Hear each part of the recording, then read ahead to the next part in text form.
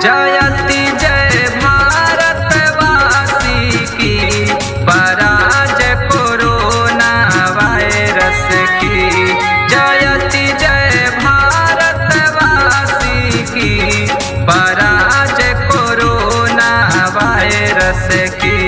जयति जय भारतवासी की, पराजय कोरोना वायरस की। चीन से प्रकट हुआ कोरोना, सभी को पड़ रहा इससे रोना। देश की बिगड़ रही है दशा, खत्म हुआ पास का सब अब पैसा।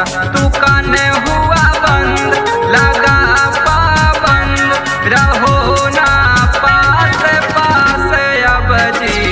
पराजय कोरोना वायरस की।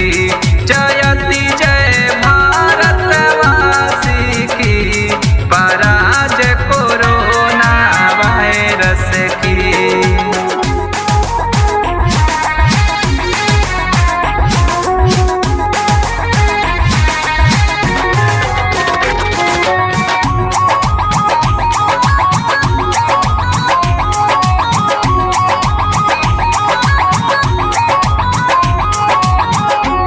ये यातायात बंद करवाया, सभी को है घर में घुसवाया।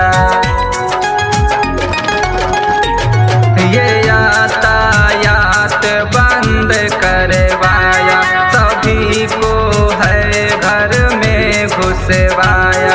देश में लॉकडाउन करवाया, पकड़े जब सर्दी आवे जब खांसी, यही सब लक्षण वायरस की।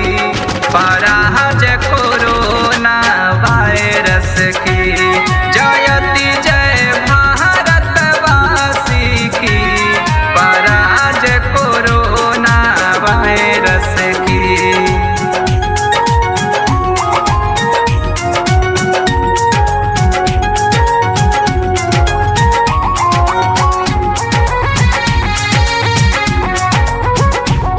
देश को बचा रहे हैं मोदी, साथ में डटे हुए हैं योगी। देश को बचा रहे हैं मोदी, साथ में डटे हुए हैं योगी। ठीक भी हो रहे कुछ कुछ रोगी, जीतेगा भारत मान लो यार। ध्यान रखो साफ सफाई की, पराजय होगी वायरस की। जय हो जय पुलिस कर्मी की, पराजय कोरोना वायरस की। जय होगी जय सब डॉक्टर्स की, पराजय कोरोना वायरस की।